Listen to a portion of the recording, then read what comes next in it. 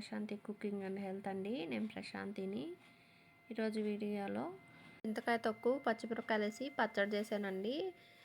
ఎంత బాగుందో అండి, పుల్ల పుల్లగా కారకారంగా తినే కొద్ది తినాలనిపిస్తుంది. అలాగే టిఫిన్స్లో కానీ ఇడ్లీలో, దోశలో, చపాతీలో దేంట్లోకైనా కానీ చాలా రుచిగా తినేయొచ్చండి. మరి ఇది ఎలా చేయాలో చూపించే ముందుగా ఫస్ట్ టైం కొత్త వాళ్ళ వీడియో చూస్తుంటే మా ఛానల్ని సబ్స్క్రైబ్ చేసుకొని పక్కనే ఉన్న బెల్ బటన్ని క్లిక్ చేయండి. పెట్టిన వీడియోస్ మీరు చూడొచ్చండి. వీడియో నచ్చితే లైక్ చేయండి. మరి వీడియోలోకి వెళ్ళిపోదాము. చూడండి, చింతకాయ తొక్కండి. ఈ చింతకాయ తొక్కని సంవత్సరం రోజులు నిల్వ ఉండే విధంగా పక్కా కొలతలతో చూపించానండి. షార్ట్ వీడియోలో చేసి చూపించాను. చూడని వాళ్ళు ఒకసారి మా ఛానల్లోకి వెళ్ళి ఆ వీడియోని చూడండి. ఈ పచ్చడికి ఇప్పుడు ఎంత అవసరమో అంత చింతకాయ తొక్కు తీసుకోవాలండి. ఈ చింతకాయ తొక్కులో పెట్టే గెంటెలు కానీ స్పూన్లు కానీ తడి లేకుండా చూసుకోవాలండి. ఇప్పుడు ఈ పచ్చడికి ఎంత అవసరమో అంత తీసుకున్నాను. దీంట్లో ఉండే పీచులు, విత్తనాలు ఇవన్నీ తీసేసుకొని పచ్చడికి చింతకాయ తొక్కుని ఇలా తయారు చేసి పక్కన పెట్టుకోండి. ఇప్పుడు ఈ చింతకాయ తొక్కుకి తగినట్టు మనం పులుపు తగిన కారం వేసుకోవాలండి. నేను తీసుకున్నాను 10 పచ్చిమిరపకాయలు తీసుకున్నానండి. మీరు తీసుకునే పచ్చిమిరపకాయలు కారం బట్టి మీరు కొంచెం తగ్గించుకోవటం పెంచుకోవటం చేసుకోండి. ఇప్పుడు స్టవ్ వెలిగించుకొని ఒక చిన్న కడాయి పెట్టుకొని 1 టేబుల్ స్పూన్ ఆయిల్ వేసుకొని పచ్చిమిరపకాయలన్నీ నేను ఇలాగ తుంచి పెట్టుకున్నానండి. మన పైన పడకుండా ఉంటాయి వేపేటప్పుడు. ఇప్పుడు ఇవన్నీ కొంచెం దోరగా వేపుకొని ఒక ప్లేట్లోకి తీసి పెట్టుకోండి. ఇప్పుడు ఇదే ఆయిల్లోకి 3/4 టీ గ్లాసు పల్లీలు వేసానండి. ఈ పప్పు లోపలికల్లా వేగి కొంచెం చిట్లతాయి, అప్పుడు వరకు బాగా వేపుకోండి.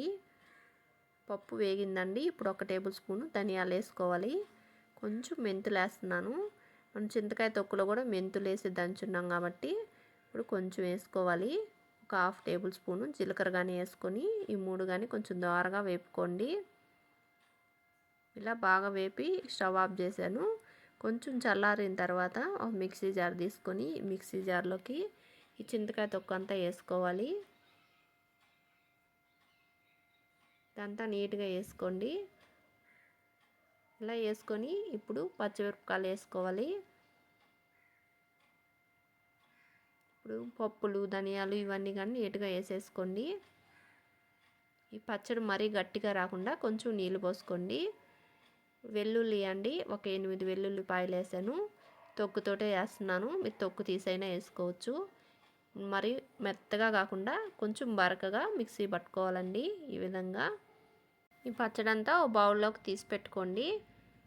చూడండి, ఇలా తీసి పెట్టుకొని ఇప్పుడు పోపు పెట్టుకుందాము. పచ్చడికి చిన్న కడాయిలో ఒక 3 టేబుల్ స్పూన్ల ఆయిల్ వేస్తున్నానండి. ఆయిల్ కొంచెం ఎక్కువే పట్టద్ది. ఒక 1/2 టీ స్పూను ఆవాలు, 1 టీ స్పూను మినపప్పు, ఒక 1/2 టీ స్పూను శనగపప్పు, ఒక 1/2 టీ స్పూను జీలకర్ర, ఒక ఎనిమిరపకాయ ఇలా తుంచి వేసుకోండి. అలాగే ఇంగువ పొడి అండి, ఒక 1/2 స్పూన్ వేసుకోండి. ఇది కానీ కొంచెం వేగిన తర్వాత ఇప్పుడు ఒక 2 రెమ్మల కరివేపాకు నీట్గా కడిగేసుకొని ఈ పోపు అంతా దోరగా వేపుకోవాలండి.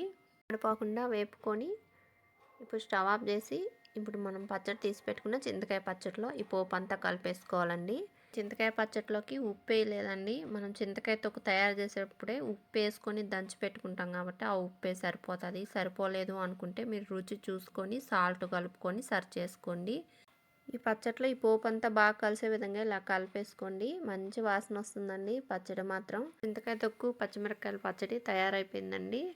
ఈ పచ్చడి వారం 10 రోజుల దాకా నిలువ ఉంటుందండి. మీరు ఫ్రిడ్జ్లో పెట్టుకుంటే ఇంకా ఎక్కువ రోజులు ఉంటుంది. వేడివేడిగా అన్నం పెట్టుకొని పచ్చడి వేసుకొని కాస్త నెయ్యి వేసుకొని తినండి. ఎంత రుచిగా ఉంటుందో, ఇంక 2 ముద్దలు ఎక్కువ తింటారండి. అలాగే ఏ రకం టిఫిన్ అయినా కానీ ఎంత బాగుంటుందో ఈ పచ్చడితో తిని చూడండి. చాలా బాగుందండి. మీరు కానీ తప్పకుండా ట్రై చేసి మీకు ఎలాగొచ్చిందో కామెంట్ బాక్స్లో తెలియజేయండి. వీడియో నచ్చితే లైక్ చేయండి, షేర్ చేయండి. మా ఛానల్ని సబ్స్క్రైబ్ చేసుకోండి, సపోర్ట్ చేయండి friends. Thank you for watching అండి.